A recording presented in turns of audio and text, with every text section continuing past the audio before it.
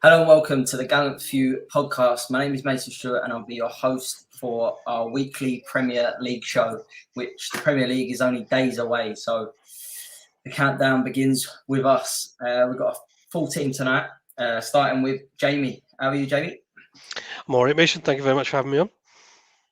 Good man. And also got Johnny. How's things, Johnny? I'm good, Mason. Thank you. Hi, lads. Good to be back on. Lovely stuff. And Colin. How are you, Colin? I'm good, mate. Happy to be back on. Jamie's delighted that Mum and Dad are back. Looking forward to tonight. Yeah, we've got to look after these two, haven't we? We've got to look after them.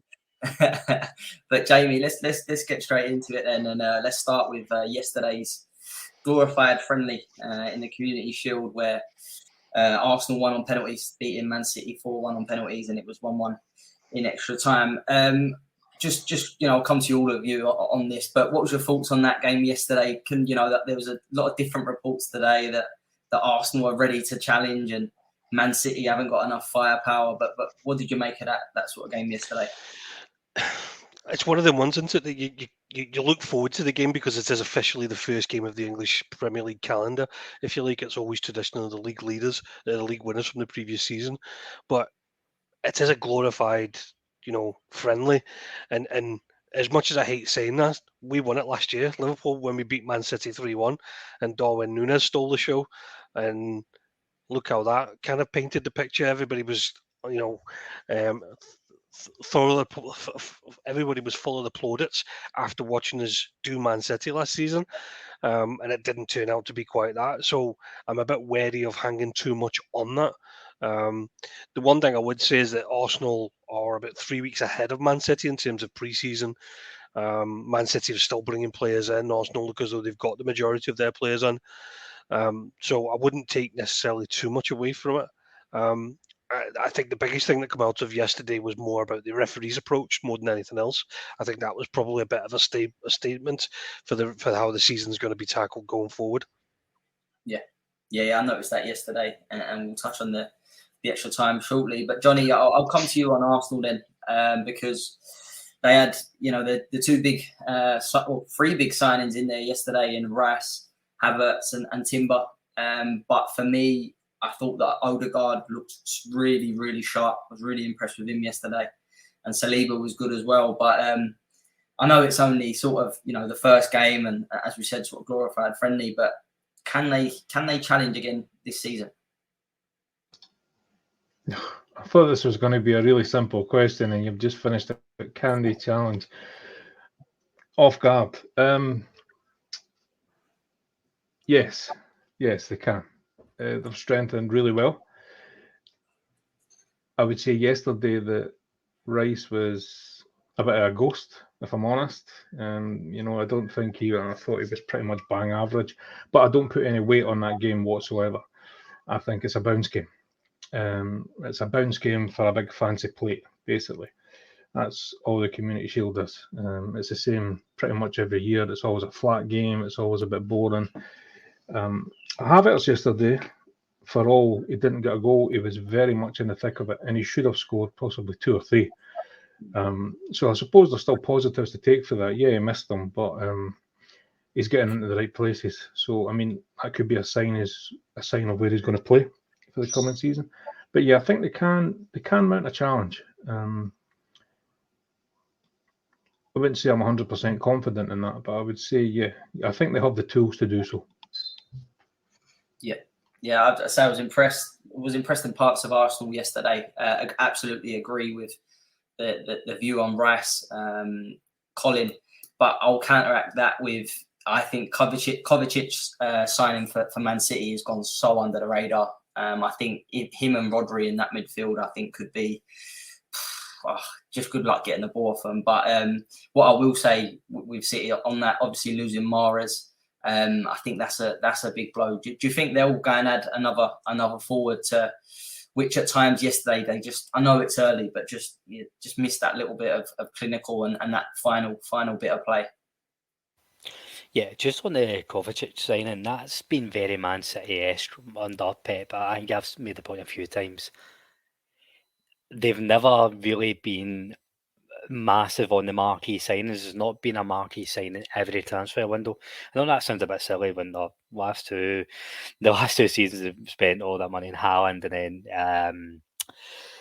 then Grealish beforehand, but a lot of the Man City building has been the underrated, quiet and steady signings, and Kovacic just really fits into that.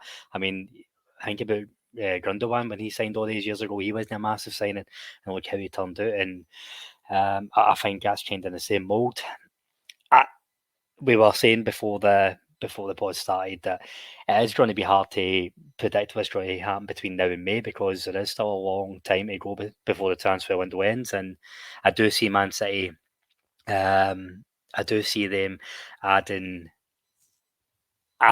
more attackers. I thought with Gundogan and Mahrez going, Phil Foden, this is his chance to maybe make that step up. I don't know if Pep fancies him as a week in, week out player. I think he will add value over the season, but I do think they will add somebody more. And I think it's the same with Alvarez. I don't see him getting consistent game time. I don't see him having a nailed on number 10 right now. No, absolutely agree with that. And got to mention, obviously, Cole Palmer with a terrific finish. He might get a little bit more game time this season. That was a top finish, and he does look like a real talent. Jamie, just on, you said it there about the referee's performance, but it was Raphael Varane that was heavy. He's been heavy, easy for me to say, criticised the move that we're going to see more minutes added at full time. I think there was 13 yesterday in that final, and he's absolutely slaughtered it and said, the players are playing too much football as it is. And this is just something else to sort of add to that. I think there was 8 minutes flagged, but I think there was a big injury during the 8 minutes, which turned it into 13, didn't it? There was a clash of heads. I've got no sympathy for Varane, if I'm honest. If you take the Premier League out and look at the lower leagues, these guys play two games a week as it is. These Premier League players are used to playing potentially 2 games, maybe 3 games in the week if they're playing European football as well. I think the bit that stunned me about Varane's comments was not necessarily more about the fact that this decision's been made, more the fact that the players aren't consulted in these decisions. But I think this is a result of the players. If they weren't rolling about the floor, if they weren't feigning injury, if they weren't time wasting, then I don't think these actions would be needed to be taken. But in reality, if you look at some of the startling stats that have come out, I think from last season, the average ball in play for last season was 53 minutes across the whole of the Premier League. If you're buying a ticket week in and week out, you don't pay for 53 minutes. And I think it got lower the more you went down the leagues. I think League 2 was something like 46 minutes in total average ball in play. That can't be the way going forward. That's got to improve. So I think this is quite right. It worked well in the World Cup. I don't think anybody moaned about it in the World Cup. The only people I have sympathy with are essentially the away fans, who maybe are relying on certain modes of transport that potentially are going to be missing that transport. But again, that's a problem for the transport to sort out. I don't think that's a problem for football. I think football itself needed to do something about the way time has been managed. I still do believe they should take it away from the ref and they should just have an independent clock, and the clock stops when certain things happen. Why they don't do that, I've got no idea. But I have very little sympathy for Ran in terms of him moaning about not being consulted about it. The reality of it is if they weren't rolling about and doing these things, and I don't think this action would be taken. Yeah, definitely. Johnny, what's your thoughts on this? And I just want to quickly add as well, I think this does suit the bigger clubs as well, or the bigger teams, because we all know it time wasting is part of football. It's in every league we see it. The smaller clubs go into the bigger clubs and maybe go up or are holding out for a draw. But this is going to make them think twice about doing that. Sorry, yeah. One thing he did say, that although I agree with what Jamie's saying, and I agree with the fact that it was something that had to be managed better. It's very much World Cup-esque. We've seen a lot in the World Cup, and it's kind of it hit the leagues straight after the World Cup, and then it kind of filtered away a wee bit. Not, it wasn't as intense, but now they're bringing it back, and for good reason. But one thing Varane did say, it wasn't just about them adding the extra time. He was kind of coupling it with the increased game time that they have. So they have all these commitments. You've got all the major competitions, which you want to play in, obviously, but then you've got virtually no downtime. They finish a season, they maybe get a week if they're lucky now, and then it's pre-season, it's America, it's the Middle East, it's Asia, whatever, and then straight back and into a full season. So I think what he was saying is between that and all this extra time, it's putting a hell of a lot of strain on the players. Now, I don't think he's not saying we can't do it. He's just saying if we want these teams to be playing at their best at 100%, the way things are, it's not sustainable. Which I think there's some validity in there. I think he does have a few points, mixed in. Some of it does sound a wee bit like whinging, but some of it seems, I would say it's pretty good. I'm quite honest though. So I'm kind of 50-50 with it. But the actual stoppages that they're going to be adding, the extra time, hopefully it cuts all the nonsense down. There is a hell of a lot of it. And teams do manage games with time. Go up a goal and then just shut up shop and do everything they can to run the clock down. So yeah, I mean, it's beyond frustrating. If you're on the opposite side of that as a fan, we've all been there. It's awful when a team, does that and shuts up shop and does everything they can between play acting and everything that goes with it. So yeah, that should cut that out, which is a good thing. But I do get what he's saying, the minutes. Colin, what's your thoughts on this? I'm like Johnny. I can definitely see both sides of it, but overall, as I say, it's for a fan. It's just, especially for a neutral. So me and you watching the Premier League, it's it makes better watching. Aye, from a fan point of view, it definitely does.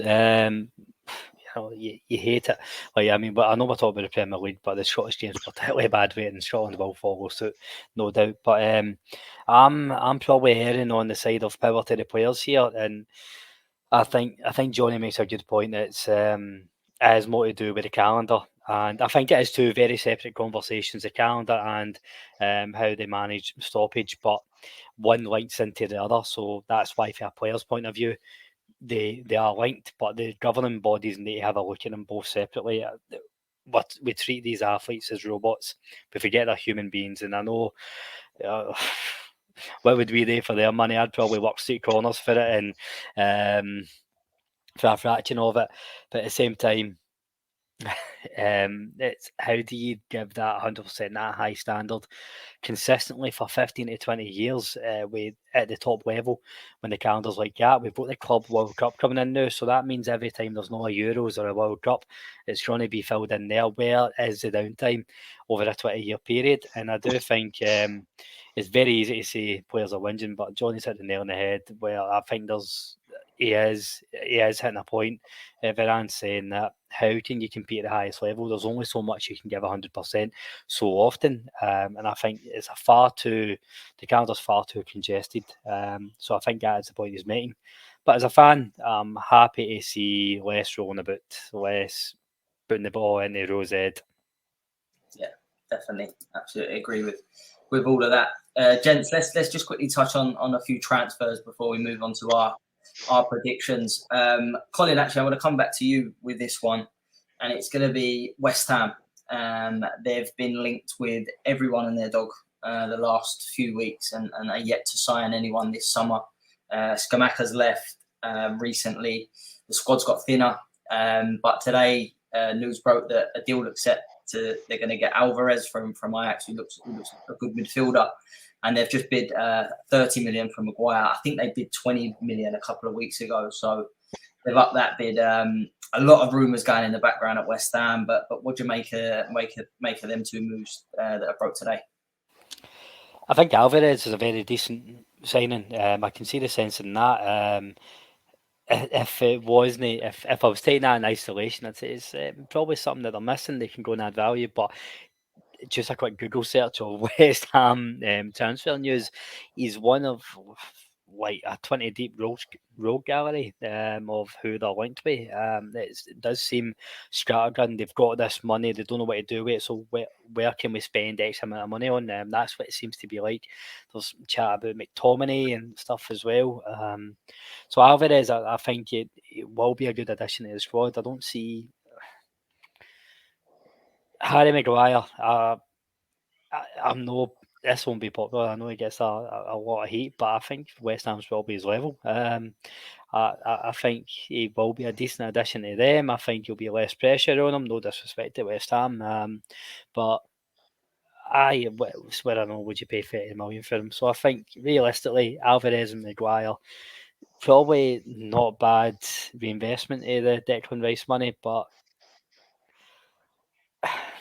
it's hard to say because these two names have just came out. Like these are the two that the clubs have said yes to or potentially got to say yes to the bids, whereas everybody else they've just been charming at everybody's door. So I do worry about their approach and where they fit in for the rest of the season.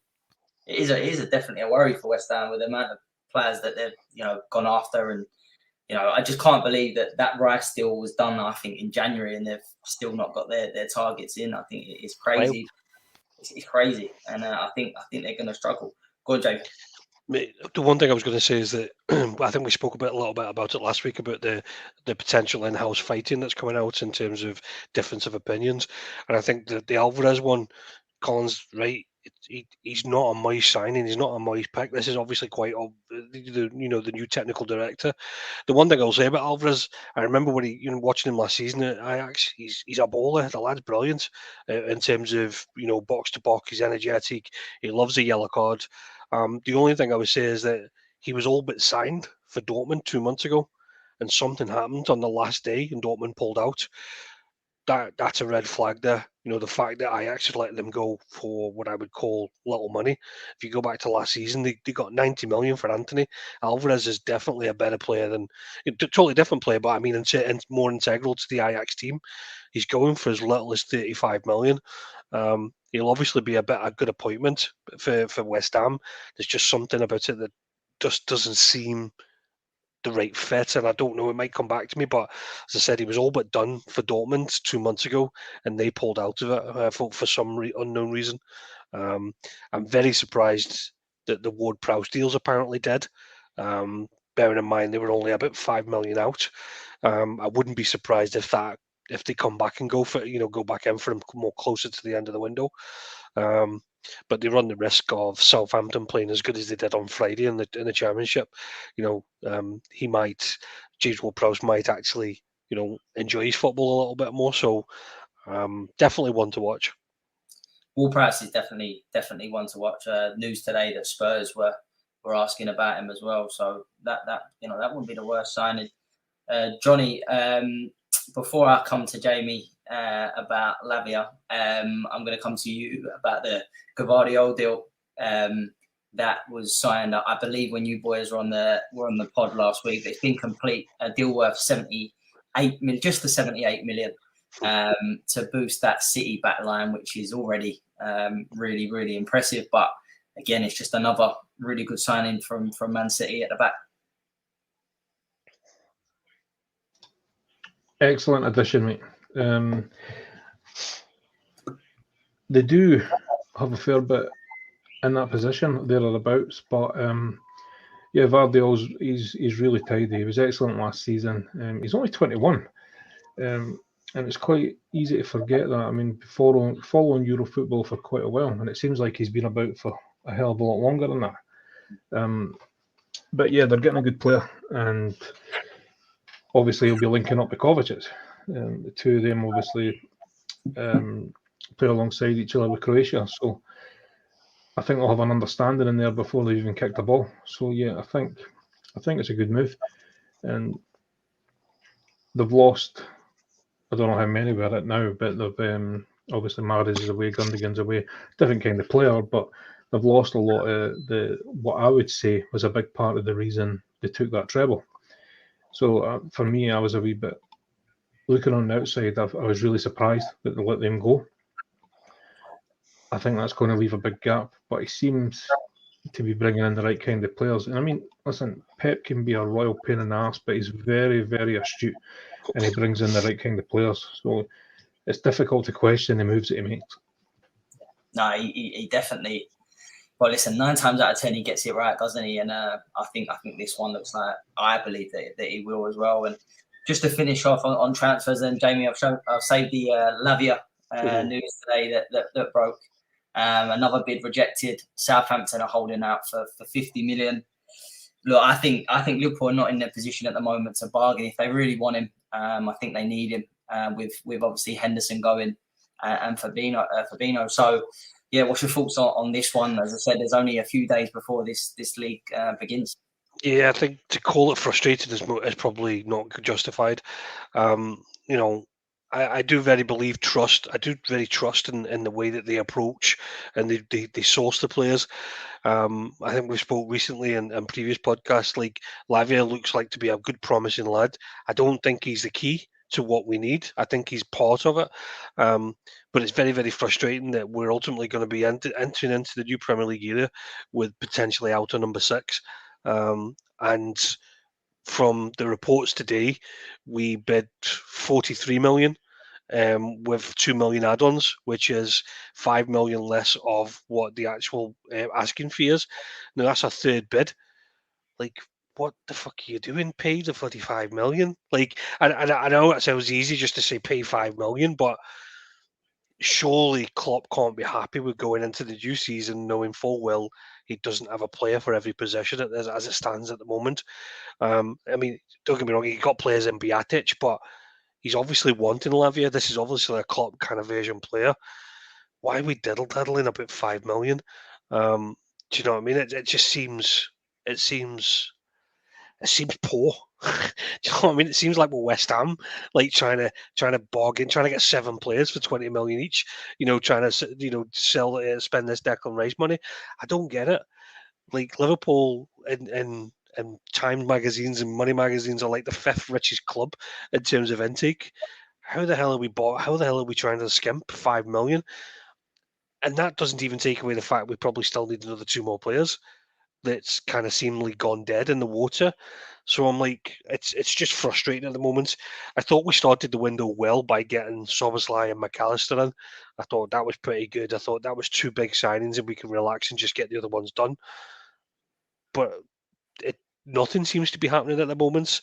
I don't believe nothing is happening. I do believe stuff is happening. It's just surely to make these statements, to make the reassurance of the team, and to make sure Klopp knows what we're doing in terms of what Buddy's got available, you would have these key deals done and dusted. So mega frustrating is probably the best way to put it. Yeah, no, I agree with that. Jamie, and I think a lot of Liverpool fans will be saying the same thing. And just as we talk about transfers, West Ham will put a fresh bid in for Scott McTominay. Again, another one. I like McTominay, by the way, but everybody but Prowse. Yeah. I don't get that. Like 4 million away from Prowse. Just they were going to pay 30 million McTominay. Surely you would pay the 30 million for Prowse. I don't get that. Just scattergun it. That's the rumours that you get from West Ham, is they're all disagreeing on it, and that's what it looks like for sure. But Colin, let's start with these predictions. We've got quite a few to get through, and I'm going to start with you, and I'll change who leads. So Colin, who do you think will be the Premier League champions this season, and why? Colin's on mute. That's a great start. It was me talking about snipping the audio for this to put on TikTok throughout the season, so the listeners can see how much of an arse we've made, and I've just paid testament to that. It's so difficult because what I'm taking into consideration is probably the squads now.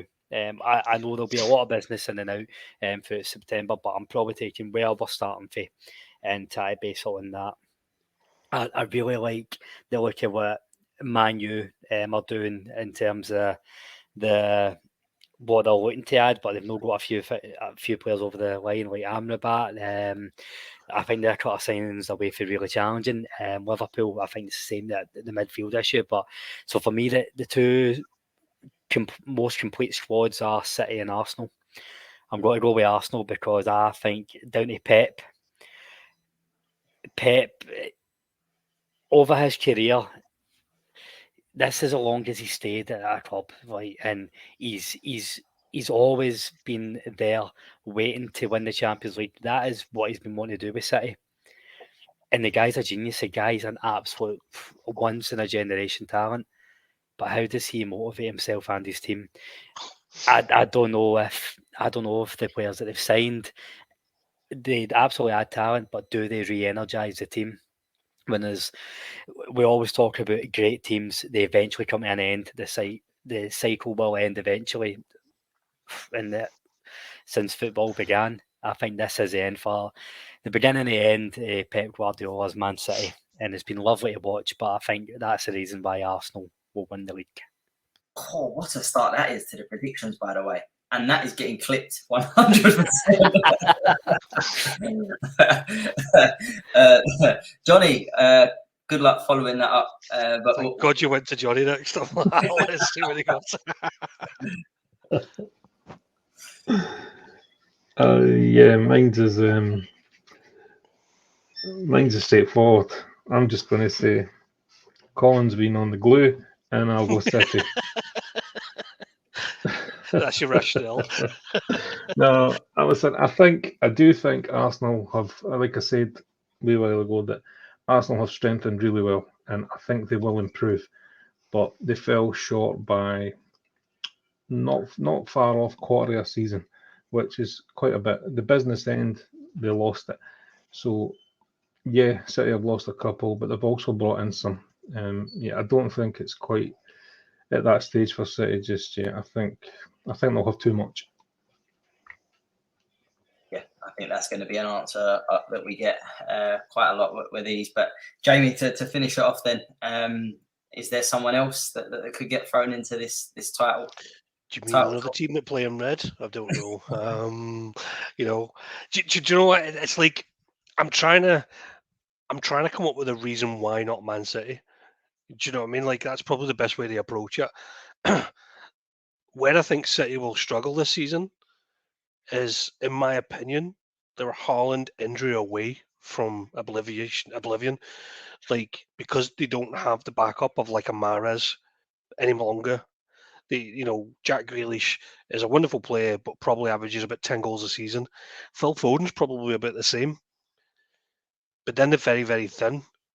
And I think, if Haaland was to just, stub his big toe on a big door somewhere, over the important period of Christmas, where do their goals come from? Because they're not going to come from Kovacic.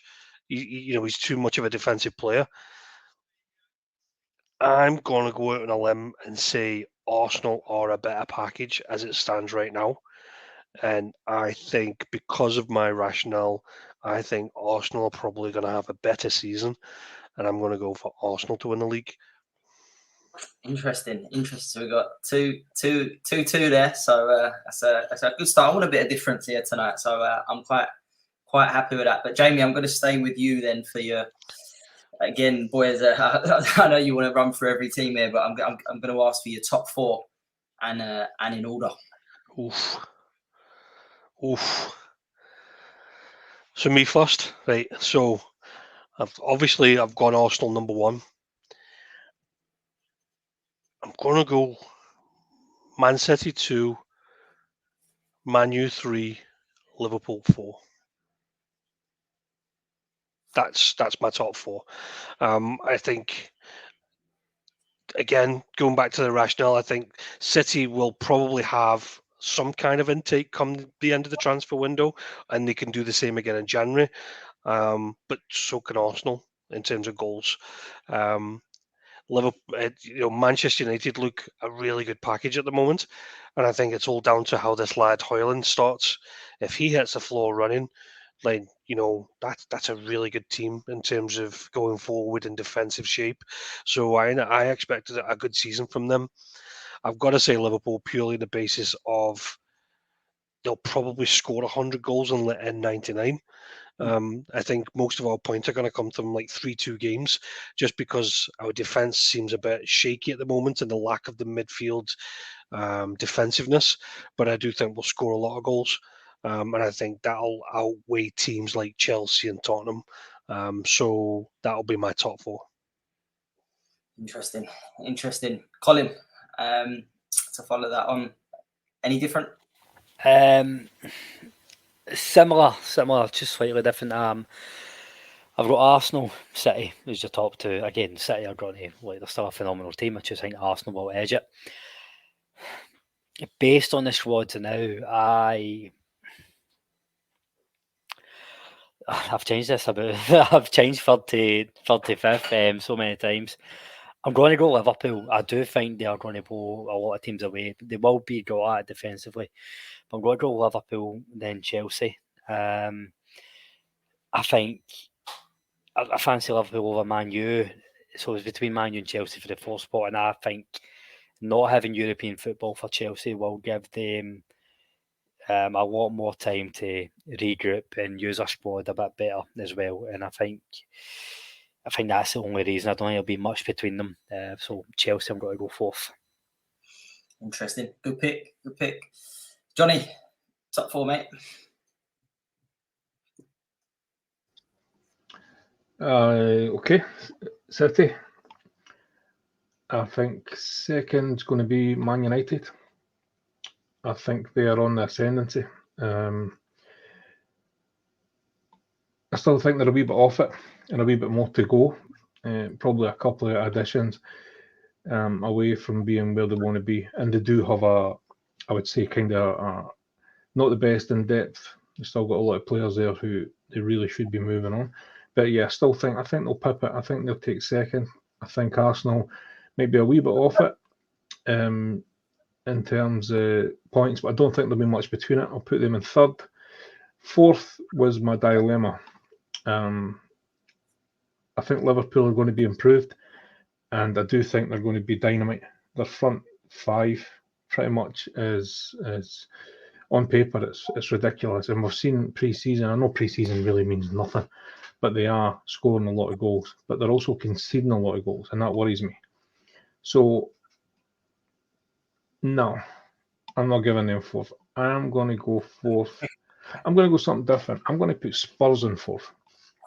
I think Spurs are going to be really improved right now. By the way, what I must say, that's based on Kane staying there. This completely relies on whether Kane stays or goes.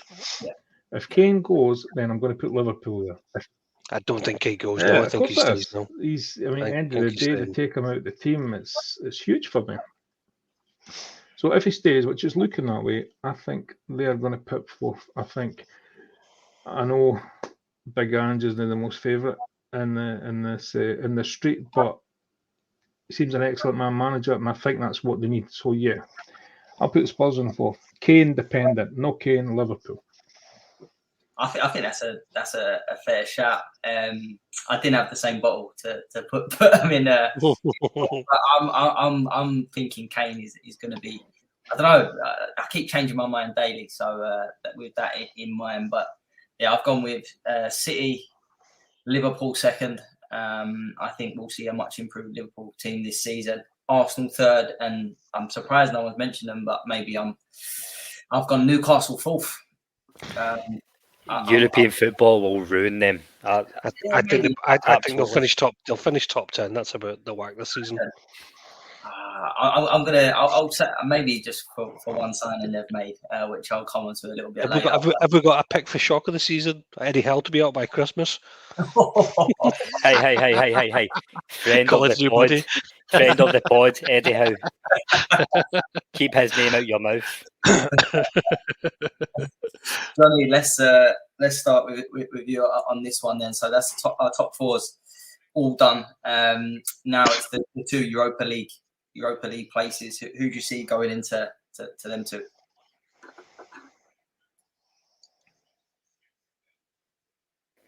Sorry, who's this one for? Johnny, sorry, mate. Johnny, sorry, I missed the name at the start there. That's my bad. Europa. I need to shimmy my list about because I just threw Spurs in there to be really controversial. Now my list's upside down. Okay, Europa. I'm going to go with. Who am I going to go? That'd be Liverpool, and that would be Chelsea. Liverpool and Chelsea. I already gave the reasons for Liverpool. I think they're going to be really good, really improved this season. But I think defensively it could cause problems. I think Chelsea are going to be really improved too. The news in Cuckoo getting injured is an absolute kick. It's a really, really dull one. I was looking forward to seeing him. But I think the lad Jackson could be the difference this season for Chelsea. I think he could be a big, big player. So yeah, I'll go with Liverpool and Chelsea. Yeah, good picks. Good picks. Jamie, who's your two in there? Getting the I'm going to go Tottenham to finish fifth, and I'm going to go with Villa.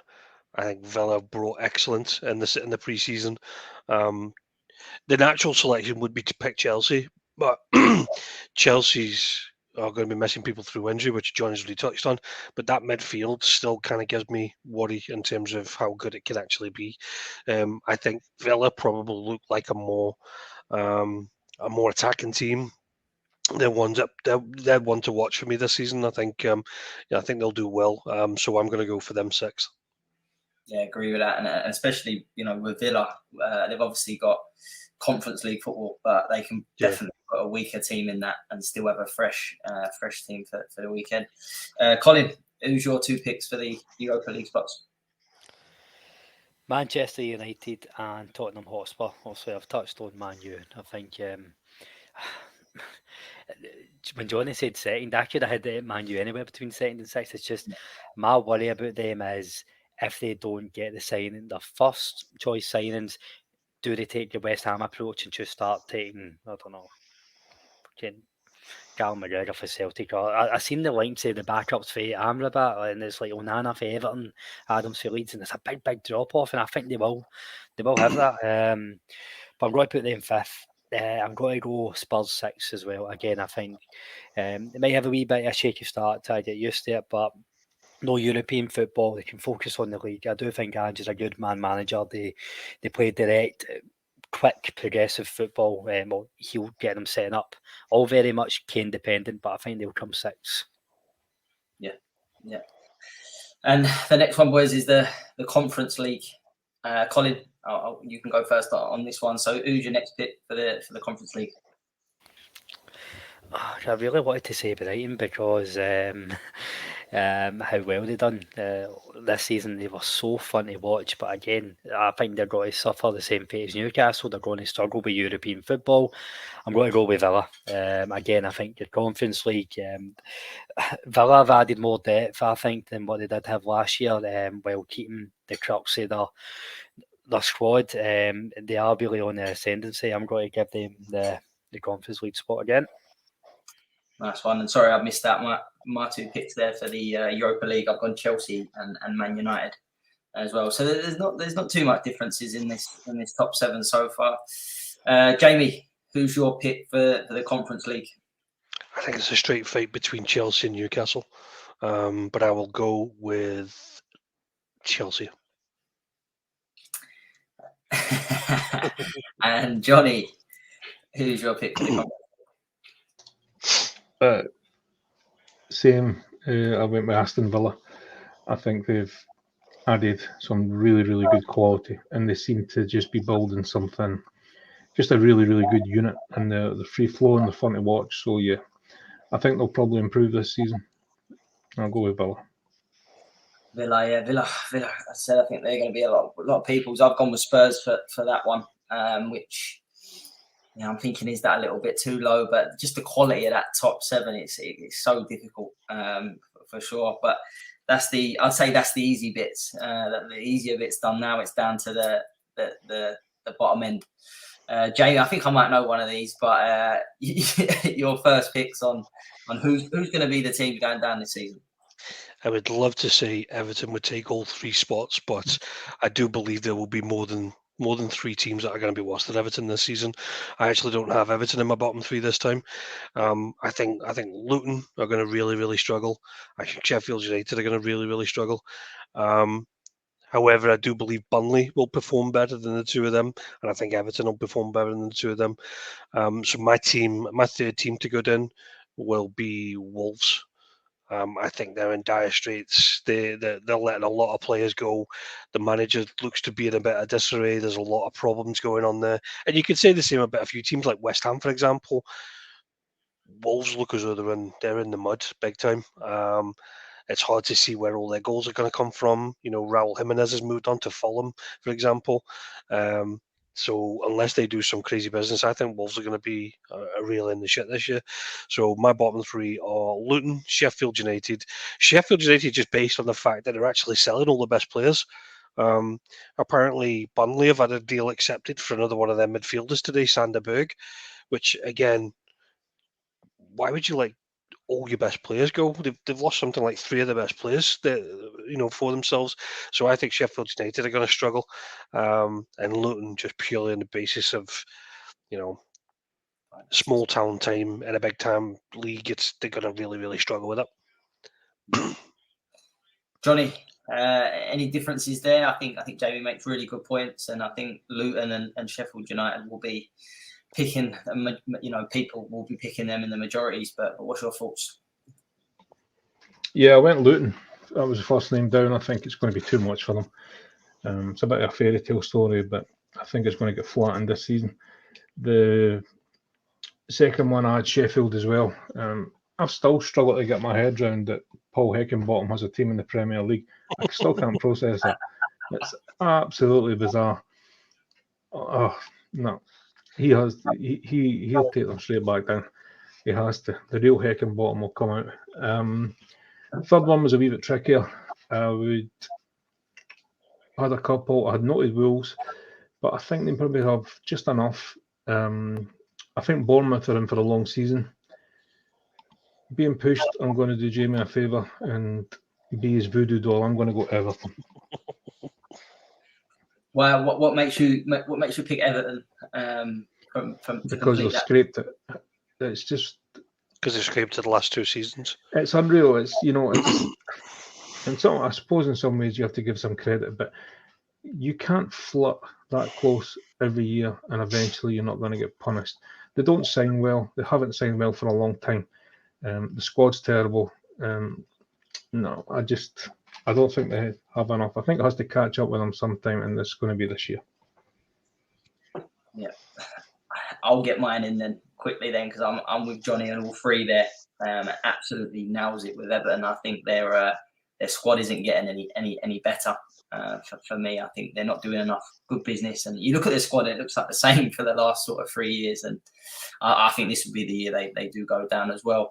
So yeah, my three picks the same. And Colin, to complete that, what's your thoughts? And just on Luton, just we've seen it many a time. A team comes up from the Championship, everyone writes off, and then they suddenly, they're well safe. Are you going for them to go down as well? Absolutely. Luton have the same right to be in the Premier League as I do to be hosting the Oscars. It's a holiday season for them. Fair play to them for getting there. I think they're going to be on the verge of the lowest points tally this season. I just don't think they've got a good enough squad at all. I think it's going to be a rough gig. I do like I like the romantic side of football. I'd love to see them push for top 10 or even a European spot, the whole fantasy, the fairy tale journey, but it's not going to happen. I was thinking about Everton and West Ham is potentially going down. I do think they'll struggle, but I think Bournemouth and Nottingham Forest are my third one. Bournemouth, again, they're strong enough. I think they had a late resurgence last season. The last 4 months, they were fun to watch, but I think they'll revert back to type. Nottingham Forest, I'm not a big fan of Steve Cooper, mainly because he's got proper school Johnnie vibes. But they've only brought 3 players in, really, of note. Chris Wood and Elanga for the 4 positions, spent 30 odd million on both of them. They need goals. I don't think they get them the goals that they need. Nottingham Forest. They're going to be they will finish 17th. I think it'll be a dogfight this time in May, but they'll be pipped. No, I didn't even think of Forest actually. I think that's Mason, I was just going to kick in there. I actually read a report. There was a piece in, I think it was Sunday's paper, one of Sunday's papers. There was a piece done that Forest haven't spent much money at the moment because they've been threatened with embargoes. They've apparently not paid their survival bonuses to the players or the agents that are due it, and apparently they've promised that these payments will be made by the end of August. You think of the amount of players that they brought last season or they brought in. These agents won't be looking to move their clients there if this is what's happening. And we're talking millions. Apparently, there's one player that's getting several millions, who's no longer at the club. I think 6 players were released at the end of the season, and they are due these bonus payments as well. So I think that's a little insight into what's going on there at the moment. But they actually haven't got the Elanga deal over the line yet either. Chris Wood was I think it was a permanent deal once the loan was completed. So by application, yeah. Yeah, so I don't think they've actually went out and brought anybody physically in as it stands at the moment. But yeah, I think Forest they're in a bit of a mud. That's fine. Chris Wood, 70 odd million they paid for him to stay the same, to not improve. It's when you're up shit creek with your finances, it's not looking good, I don't think. And they turned that money down from Brentford for Johnson, didn't they? Yeah. Was it 40 million or something? They wanted 50. Yeah, that's absolutely shocking. And if I was to pick a player whose bonuses were millions to keep them up, I think we'd all know that is who Jesse Lingard would be my shout. But just before I move on, do you boys know what talking of lowest point tallies? Do you boys know who's got the lowest point tally in the Premier League history? Is it still Derby? Derby? Got to be Derby, isn't it? Was it like 8 points or something? 11. 11 was it? Sorry. Balling, isn't it? So Luton have got to beat 11. Is that what we're saying? Yeah. Okay. Johnny, who's the surprise package this season? There is always a team that comes out of the blocks nowhere. I think last season it was Brighton, Brentford the year before. So who's your pick for that title this season?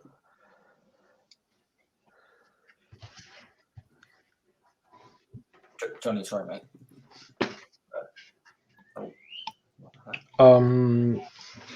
Surprise.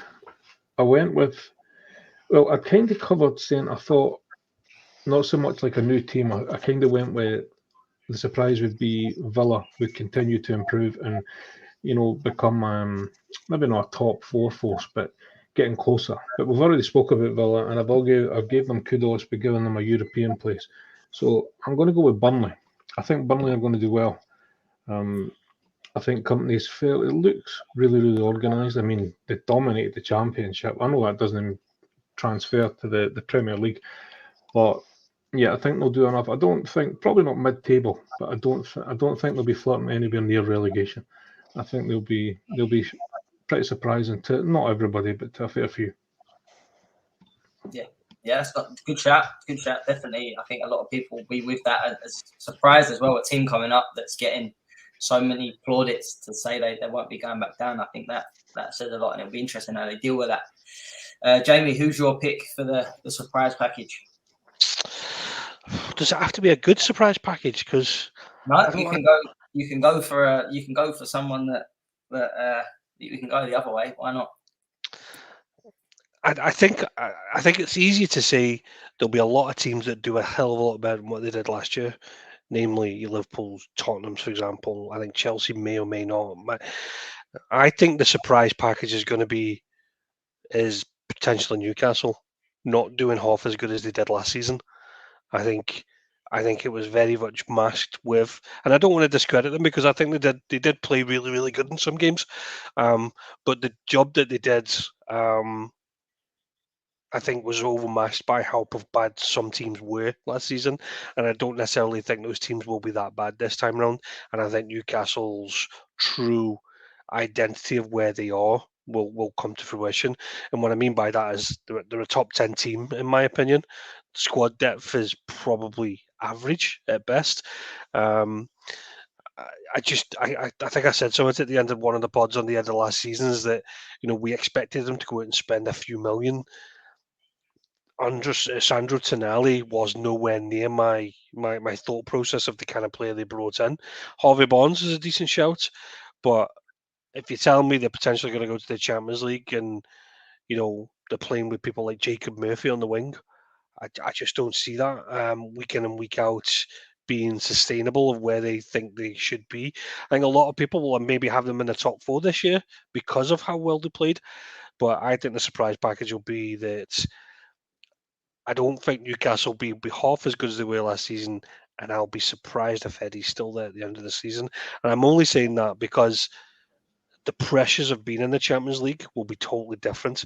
For example, if there was no Champions League and they had 4 losses in a row, for example, you could brush over that with a win in the Premier League.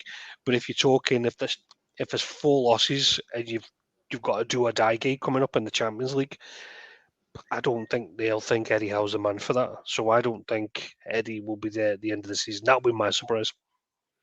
That's an interesting. I should say, sorry, Livramento passed his medical today as well, so it's looking like he's going too. Good wee player. Million? Was it 32 million? Yeah, 32 with add-ons, I think, wasn't it? Not bad for a backup, is it? Jesus. Absolutely nuts. Colin, who's your to finish that off? I think Jamie makes some good points there. I'll put him in my top 4. So got me thinking, but no, I think they've made some good signings. I do, and I'll come to one of them in a minute. What's your thoughts on that? I just think Sheffield United are going to have a decent season, and I think they'll. And I'm just for the listeners, Jamie looks as if he's just like chewed a glass of wasps. What? Like you're saying, they're selling all their best players. Apart from that boy and Dyer that went to Marseille, I think they've done all right in the transfer window. Brought in Trusty Traore. I don't think there's been that much attrition that they've had to go and spend wholesale. I thought they were decent last year. They played good football. I just hope they don't fall into the trap of just shutting up shop and doing what Bournemouth done for the first 7 months of last season. I actually think Sheffield United will do quite well. Paul Heckingbottom's stock's quite low off at the border, but I think he's a decent coach. He sets up his teams to play the right way. You're all laughing. I tell you what, Sheffield United will finish, maybe no top 10, they'll finish at least 12th. Mark my words. Sorry, I'm just laughing at Johnnie. Get it up, he's. No, listen, I ain't laughing at you, mate. I'm laughing at Heckingbottom. I've got experience and I've got good reason. All right, I am not doubting you. I'm doubting him. Yeah. Well, that's we wanted a surprise package, so there we go. We didn't think the surprise package would be Colin, though. I've gone with Aston Villa, and I think that's a bit of a cop out, really, because I haven't got them in the top 6. So, safe pick, Stuart over there, eh? It is a safe pick. It is a safe pick, but I think they've signed really well, to be fair. But didn't back on enough to put them in that top 6. So there you go. Colin, staying with you then. Signing of the window so far. I'm expecting 4 different answers here. So Sheffield United player, go. Benny Traore, Sheffield United. Also top goal scorer. No, this is a bit of a surprise because I've absolutely murdered this boy's name every time I try and say it. Szoboszlai for Liverpool. I really, really like him. When we done the pod shortly after he signed, I was ranting raving. I was really looking forward to seeing Alexis McAllister, and then I think he will come good. But I think Szoboszlai is going to be key to to Liverpool, we know we don't need to repeat the issues we've got with Liverpool. Maybe a bit of stability they need, but going forward they're going to be frightening. I think he is key to that. He can play over the course of his career. He's played anywhere in the midfield, anywhere in the front line. He's so versatile. I think he's so good in the pocket. He can go either way. He's good with his back to goal. He's good facing goal. He's got such a range. My only worry that if he doesn't have a Fabinho or Henderson type player there to complement him and behind to cover him, but I think he's going to be frightening this year. Yeah, I've been really impressed with him pre-season, Colin, to be fair, and another player from RB Leipzig that people will be watching really, really closely. Jamie, to follow that up, is there a Liverpool player in there for you as well? I'm trying not to make it all about Liverpool because what the people say in the comments. So, Johnny, are you laughing again? Does he fit? Yeah. No, I'm actually going to go different. I'm looking forward to seeing. I think for the money that they paid for him, Pau Torres at Villa, 32 million is an absolute steal. We've already spoken how well Gvardiol is. Pau Torres was talked about in the same context 2 or 3 years ago. And a lot of teams have been sniffing about him. I think it's an absolute scoop that Villa have got him. I think he could easily be in the top 5, top 6 teams in the Premier League. So I'm really looking forward to seeing how he gets on. And I think I said it a couple of weeks ago as well, is that they've also got another player that got a really bad injury in Diego Carlos. So I think the two of them coming through at the same time, I think it's going to be like a new back line for them. So I'm going to go different and go Pau Torres as potential signing of the season. I think he'll make a lot of best people's 11s come the end of the season. Solid shout. Definitely a solid shout, and absolutely agree. It's a bit of a coup that from Aston Villa. Johnny, anyone different that you're thinking here? I went with Anthony Alanga. No, I'm only kidding. I just wanted to see faces. I just wanted to see if there was a reaction. Everybody went deadpan, chopped. No, Slobozai is a good signing. I pretty much can only echo what Colin said. He is a really good addition.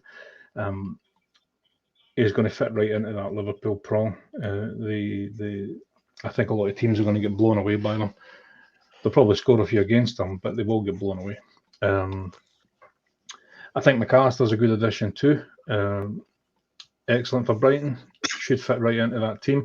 I think if Liverpool do manage to get Latvia, I think that'll make a big difference because that's all automatic replacement. I think they're going to need that. I was really, really looking forward to seeing Nkuku. I think he is another Leipzig, but I think he's a fantastic player. He's looked dynamite in pre-season, and we know what he can do. Obviously, he's going to be out for 3 months. I probably would have went with him if it wasn't for that injury. Hard push to commit to one. There's so many of them that have been brought in that should make a good difference to the teams they've brought in. I'm probably just going to go along with what Colin said as well and go with Slobozai. I think he'd be the. Yeah, sorry, I'll commit to him. I'll go with him.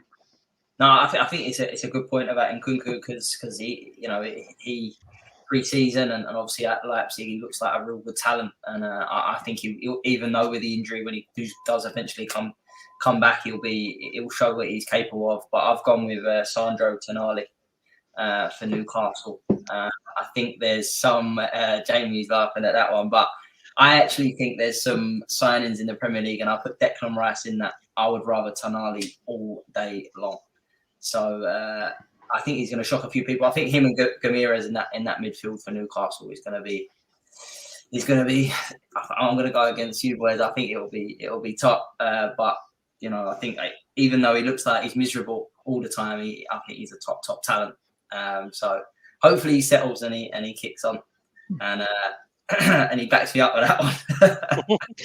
I tell you what, there's obviously a bit of transfer rumour going on at the moment with Brighton, and one lad in particular, and I think if they get him across the line, I think he'll be a brilliant addition to the league, and that's the boy Kudus, the lad from Ajax. If they bring in him, Like, I think that guy was sensational in the World Cup and last season's Champions League as well. He just screams goals. He scores all types of ranges on him. I'll be interested to see how he gets on if he does. If Brighton do get that 40 million deal across the line. Yeah. I'll be surprised if he ends up at Brighton, to be fair. But their recruitment as well has been top draw. Jamie, staying with you then. Top goal scorer. I think this could be quite a quick round here. Are you going to go with the obvious? Nope. I've tried to stay away from the obvious. Wait, did you mean Salah or Haaland? I actually think it's going to be Kane. I think because Kane stays, this is a shot window, essentially. I don't think he'll hit 30 goals like he did last season, but I also don't think Haaland hits as many compared to last season, just purely on the basis of what I've said already, is that I don't think City are going to struggle by any means, but I think if they've just taken so many, like Gundogan, Mahrez, we keep going back to these two players were very, very influential on Man City, and they haven't replaced that. They brought in a defender and a midfielder. I don't even know where Gvardiol gets in at the moment because Man City's centre-backs are so good. You've got John Stones, Nathan Ake, Laporte and Ruben Diaz. Like, which one of them's dropping? Like, that's what I mean. Like, it seems like the showing up at the back as opposed to adding more goals to the game. Now, I could be completely proven wrong, but I think Kane's the one that's consistent, and I think with the way Maddison plays, I think that opens Kane up to scoring a bit more goals. So I think it'll be a straight race between Salah and Kane this season, but Kane will get it for me. No, I'm a big fan of Harry Kane, and I'm so glad someone else has gone for something different other than Haaland. To be honest, Colin, are you going with Jamie, or are you going to go with the old? He's stuck on Troy. Benny Traore, right? Listen, he's a laughing now, but when I'm posting this on TikTok come the 10th of May, we'll see who looks like the mug. Most likely me. Now, I've been controversial enough. Haaland is an easy pick for a reason because he's a monster. He's the biggest myth is that he's a traditional number 9, a penalty box striker. Like, he's so rounded as a player. While we rant and rave about him in world football, I still don't think we give him enough credit for how rounded he is. He's so creative and he's dangerous for everywhere, for 30 yards onwards, left to right, through the middle. He's drawn his throw a barrel loads of goals, and I've been controversial enough. I'm going for Haaland. Good pick, mate. It's a good pick. That's my pick as well. Kane would be the closest for me, but Haaland, I think he's got another gear. Johnny, who have you got anyone different in there? I'd have a very, very hard time going anywhere but the Nordic meat sheet. He just deletes defences. I mean, it's crazy. Go back to last season into the Community Shield. Well, so many watched him. They actually laughed him off the pitch because he had a few chances, got in the positions but didn't score, and he got absolutely crucified. Scored like 3 hat tricks in the space of like 9 games after that or something. Yeah, that's the crazy part about it, because it was so bloody obvious if you had watched anything he had done prior to coming and knowing how prolific he was, and then taking him and dropping him in this Man City team that creates probably about the same amount of chances that the entire league does per week in one game. He was going to score goals. You know what I mean? He's going to score a lot of goals. I mean, granted, we didn't expect him to break a record every single week. He's worse than the Beatles, but he was just outstanding. So, is it going to be a bit more difficult for him this season? I would probably agree that they have lost a bit of the spark, but that doesn't mean they're not going to tick. So yeah, I think they're still going to create chances. He's still going to delete defences. He's still going to break records. So yeah, I'll go with Haaland. Yeah, good pick. That's who I've gone with as well. And Johnny, I'll stay with you for the next one. We've only got a couple more, but the first manager to be sacked or leave. This is quite an interesting one. But who do you think will be the first out the door in the madness of the Premier League sackings? David Moyes by next Wednesday. I think I think probably not as quick as that, but I think he's going to be gone soon. There's something wrong at West Ham, whether it's between Moyes and the board, Moyes and the new sporting director, which has been the chat, the lack of players coming in, what looks like a player that probably isn't what he asked for. I think something is off. They haven't strengthened. They've lost the star player, the captain. They brought in a lot of money, and for what we can see, nothing is there to replace it. Plus, they absolutely scream for squad depth. They're toiling. So yeah, I think he'll either be walked or he'll be sacked. Don't know which, but he'd be my first one for the call. Yeah, I absolutely agree with that. As I said, living sort of close to the London Stadium, and what I don't understand is when Moyes is that he had a poor season in the Premier League last year. Yeah, totally get that, but this is the only success I've ever known West Ham to have. So I can't understand the clamour for him to go. And I just think that I think he's just a dead man walking. I think as soon as that a couple of bad results come in, they're gonna turn very, very quickly. And I think a lot of them have already. So yeah, it'd be my pick as well. Colin, have you got anyone different there for the next? No, that get the match ball. That's a hat trick for David Moyes, and I'm the same as you, Mason.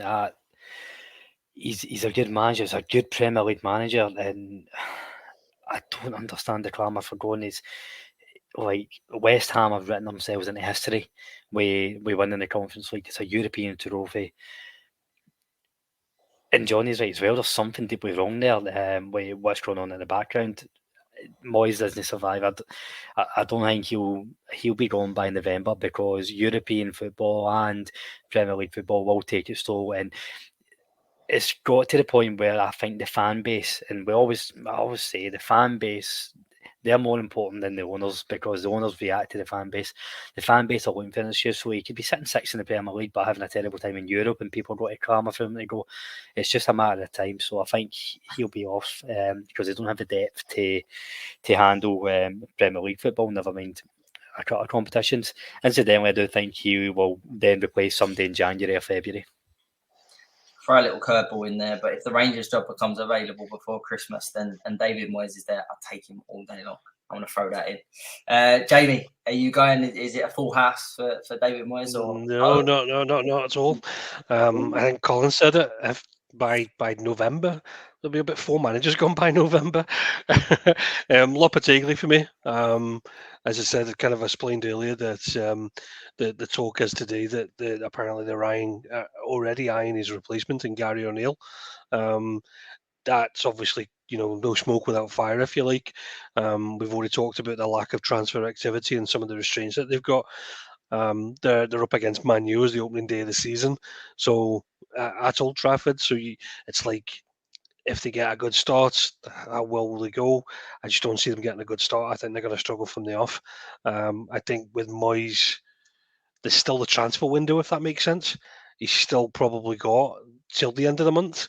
In terms of, the boys Skamaka's away and they've not got a goal coming in yet. So it looks as though there's still work to be done.